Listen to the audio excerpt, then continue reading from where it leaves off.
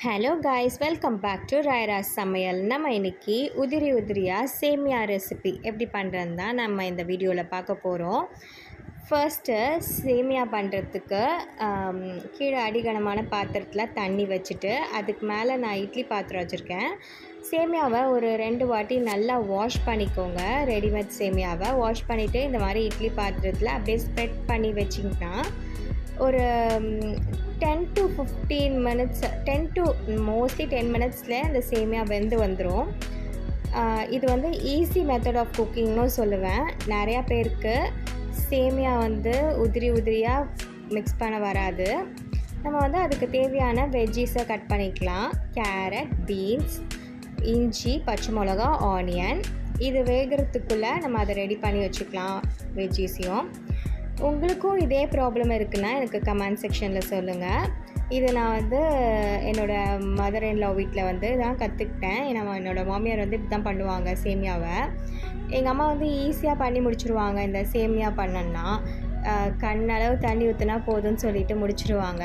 சூப்பராக பண்ணுவாங்க எங்கள் அம்மா சேமியாவை. இது பார்த்திங்கன்னா இந்த ஸ்டீம் பண்ண சேமியா எவ்வளோ சூப்பராக பூ மாதிரி வெந்திருக்குன்னு பாருங்கள். நெக்ஸ்ட்டு வந்து நம்ம தாளிக்க வேண்டியதான். ஒரு பேன் எடுத்துக்கோங்க. பேனில் ஆயில் ஆட் பண்ணிவிட்டு கடுகு, அது கூடவே உளுத்தம்பருப்பு,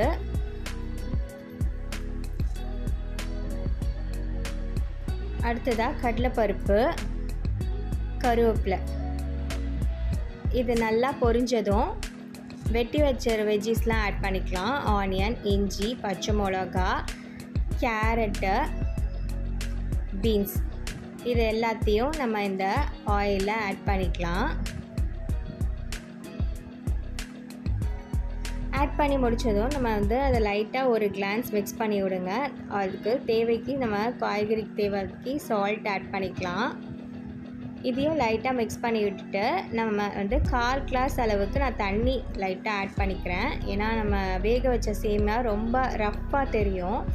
ஸோ அந்த 1/4 கிளாஸ் தண்ணி ஊற்றுனிங்கன்னா அது சாஃப்ட்னஸ் ஆகிடும். லைட்டாக ஒரு கிளான்ஸ் நம்ம அப்படியே மிக்ஸ் பண்ணி விடுங்க.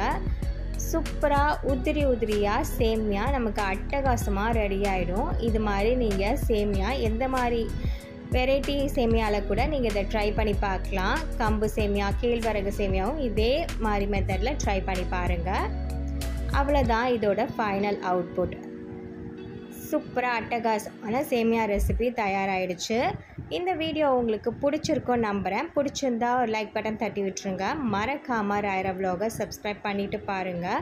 உங்கள் ஃப்ரெண்ட்ஸ் அண்ட் ஃபேமிலி மெம்பர்ஸ்க்கு என்னோடய விலாகை கண்டிப்பாக ஷேர் பண்ணுங்கள்.